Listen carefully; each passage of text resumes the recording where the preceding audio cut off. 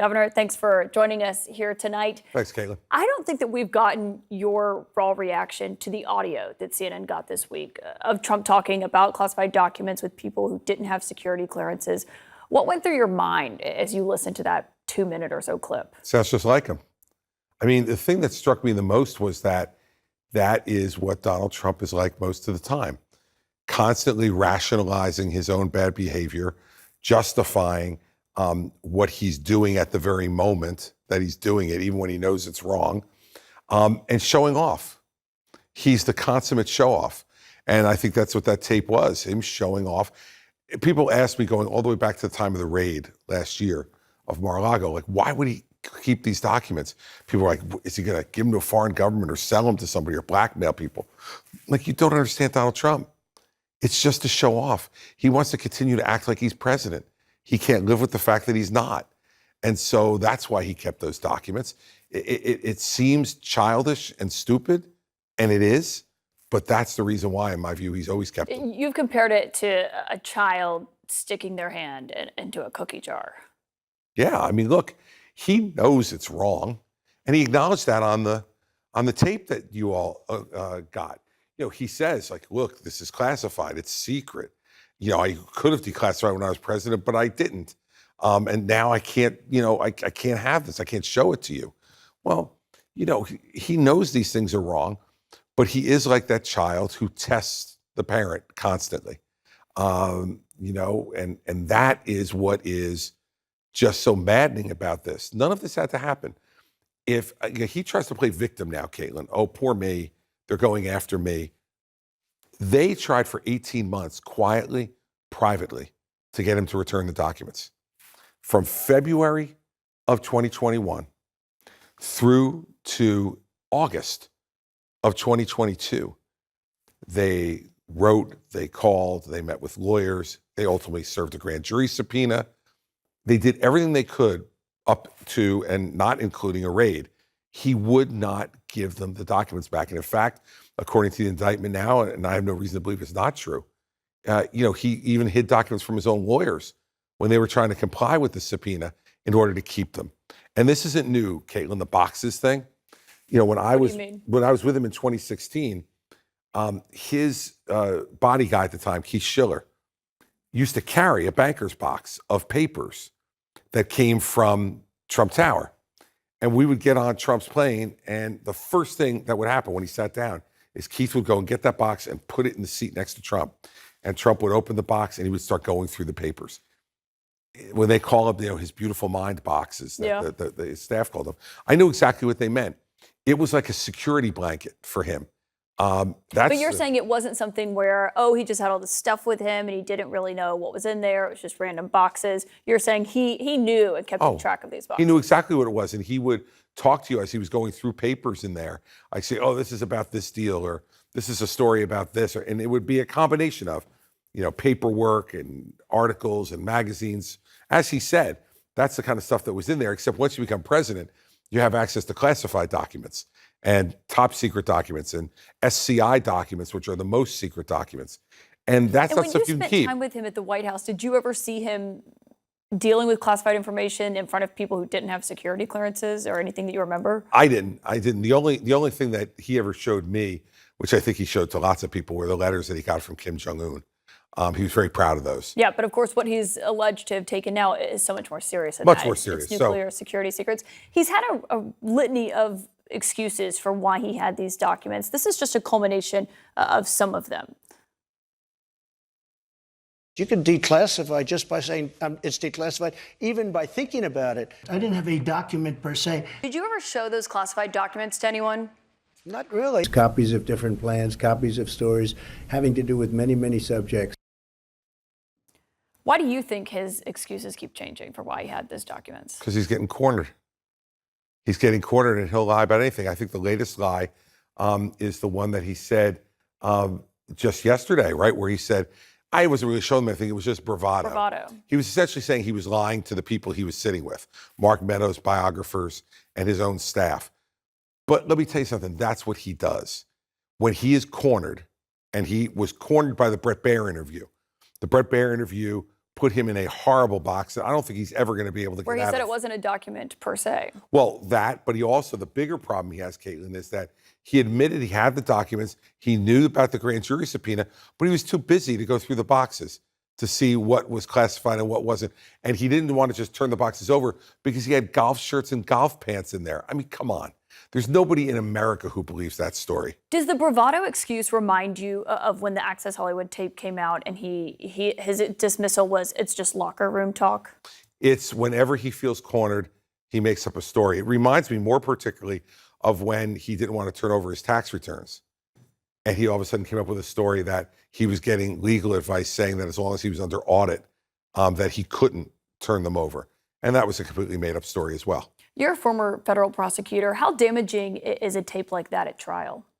Well, it's always great to have evidence, either audio or videotape, of the person in their own words saying something, as opposed to a witness saying that someone said this. The tape is always the best to have it, either whether it's audio or audio and video, because the jury then knows they don't have to rely upon anybody else for the truth of what's being said in there. They can see it and hear it for themselves.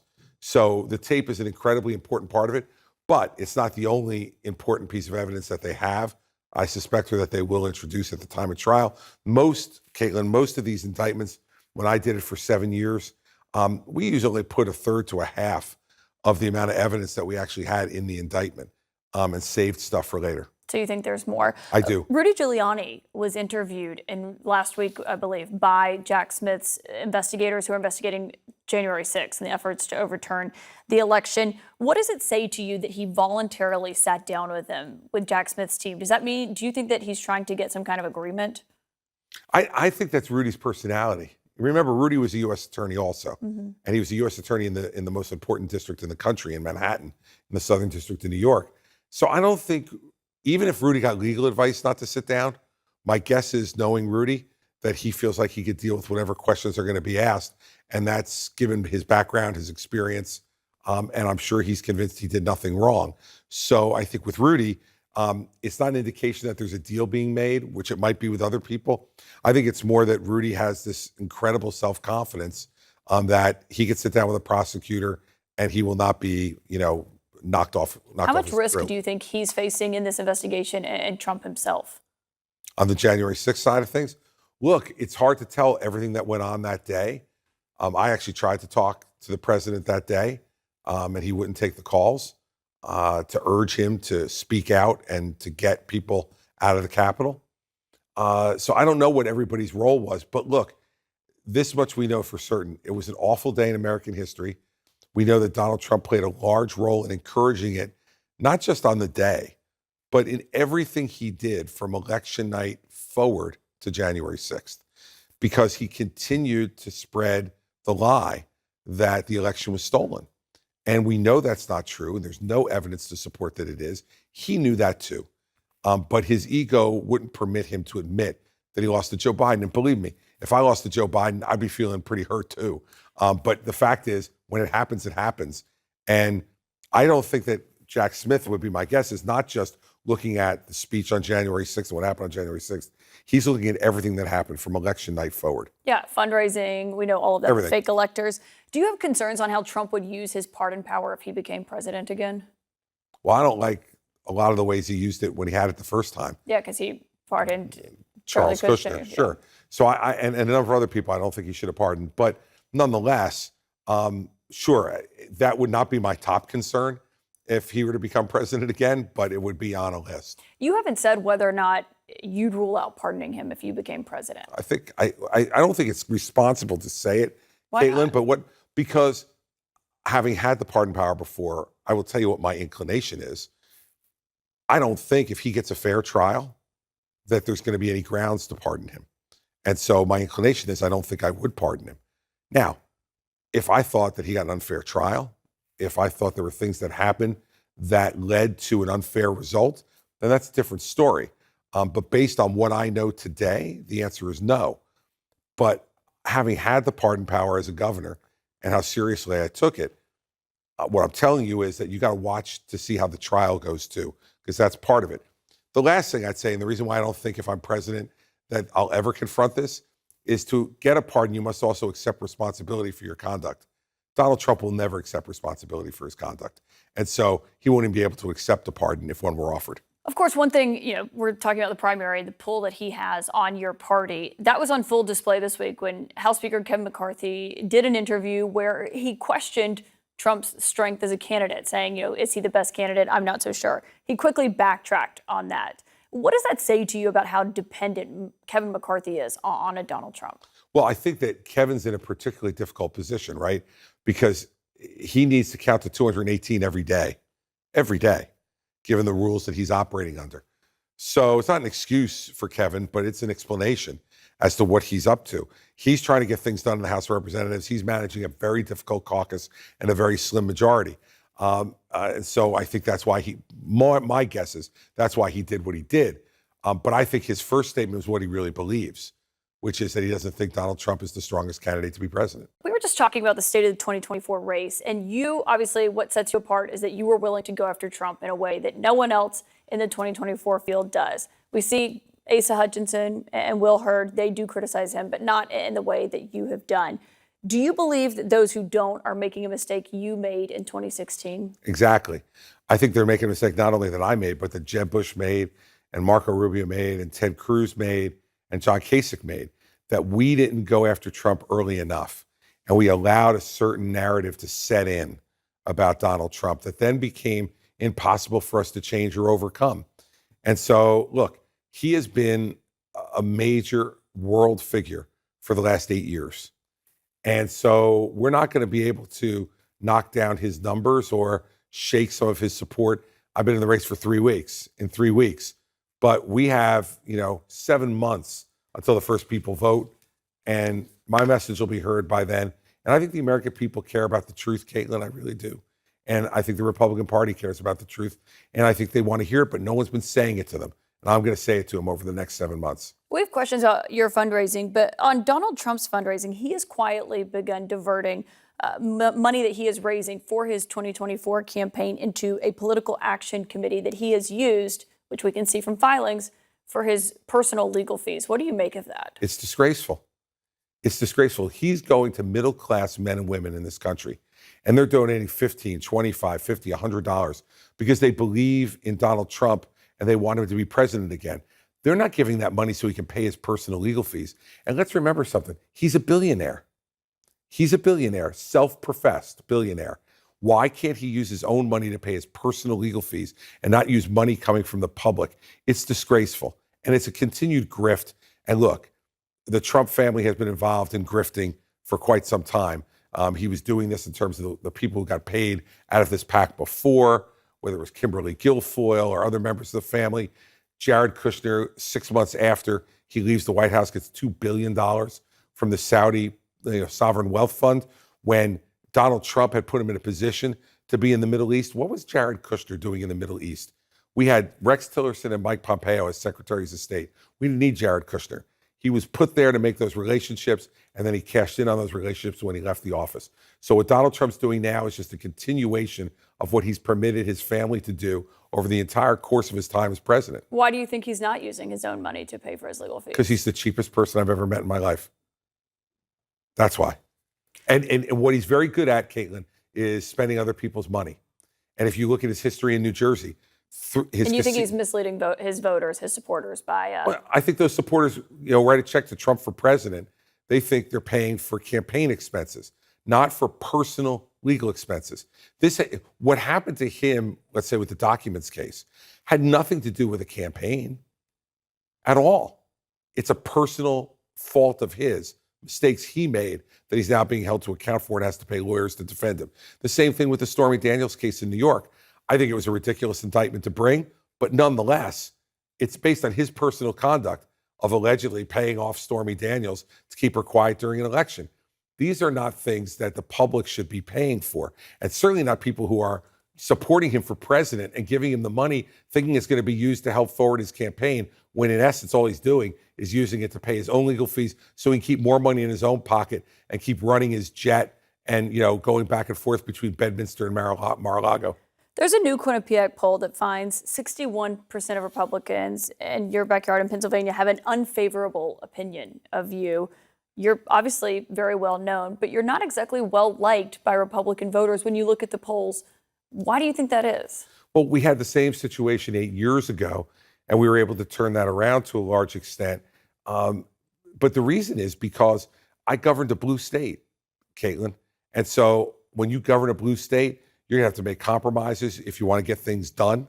And I'm also someone who speaks really directly. I'm not looking to, as you can see from tonight, I'm not looking to, play bumper pool here and not answer questions. So when you answer questions directly, you get reactions and emotional reactions from people. Lastly, I think that when you have political capital, which I had a lot of in New Jersey, you're there to spend it to do things of consequence. We haven't had a president who's been willing to do that for a long time. And that's the kind of president I'll be. When I win the election, I'll have a lot of popularity, and I'm going to spend that popularity to do the difficult, big things that this country needs to do. Can you get your polling up enough? Are you going to make it on the debate stage? Sure. Well, I'm already, from a polling perspective, we're at 9% in some polls in New Hampshire. What about on fundraising? On fundraising, we're not going to have any problem meeting the 40,000 person threshold. Okay, so you'll be on the debate stage. I certainly will be. And if anybody's concerned about that, go to chrischristie.com right now. Donate and we'll be fine. Speaking of New Hampshire, Governor DeSantis was there yesterday. Obviously, he's another 2024 challenger. He was asked by a high school student about January 6th and how Republicans handle that. This is what he said to that student.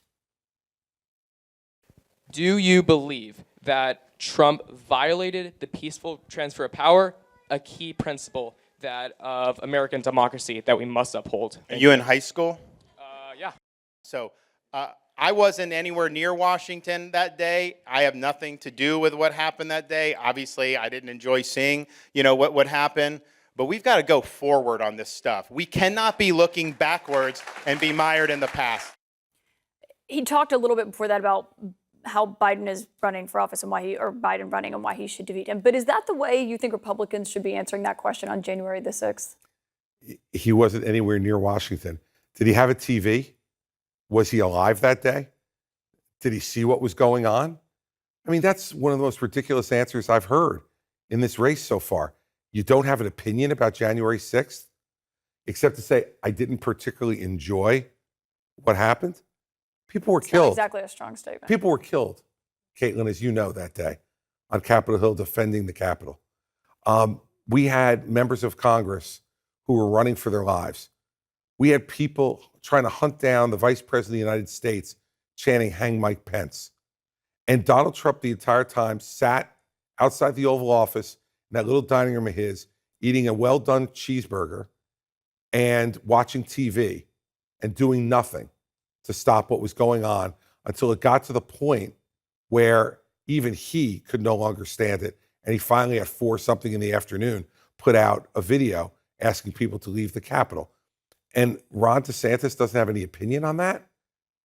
Look, I know, by the way, I'm pretty sure I know who that high school student was. He goes to every town hall meeting in New Hampshire. He's been to 3 of mine, and he asked really tough questions. And I said to him, the last time I had a town hall meeting, he was out of mine, see if any of the candidates will answer your questions directly and grade them on it. I suspect when I go back and see Colin in New Hampshire next time I'm up there, DeSantis is going to get an F for that answer. If he asked you that question, how would you answer it? I would say it was one of the most disgraceful days in American history, and that the president was principally responsible for it. One, through the conduct and his words from election night forward, inciting people and insisting that the election was stolen when it wasn't.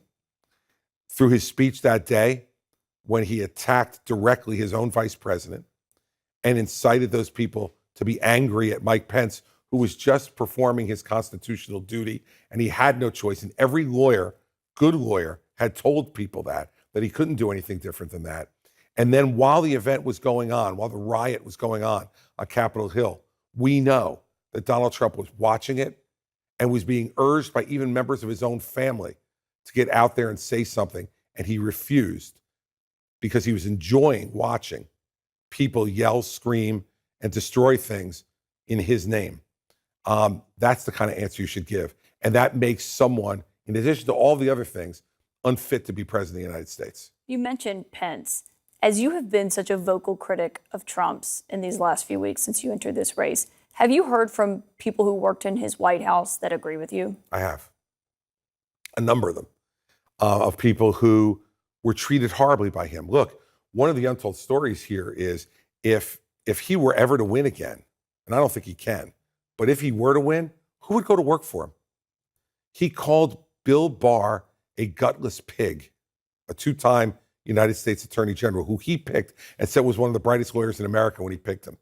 He called Rex Tillerson, the former CEO of ExxonMobil, and his first Secretary of State, who he said was the personification of the American dream. When he left, he called him lazy as hell and dumb as a rock. Now, let me ask you, Kaitlan, people who are treated like that, people of the esteem of Rex Tillerson and Bill Barr, and there are plenty of other examples, why would anyone go and work for him again when you know that it's always going to end that way? No one has walked out of there unscathed.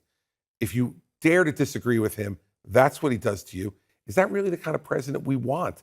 Is that, and if the country is angry and divided, it's not the only reason. Joe Biden is a big reason. I think we're divided and angry as well. But Donald Trump has made it worse during his presidency. And he said it himself, Kaitlan. He said, if he gets reelected, he said, I will be your retribution. Well, I've known him for 22 years. He won't be anybody's retribution but his own.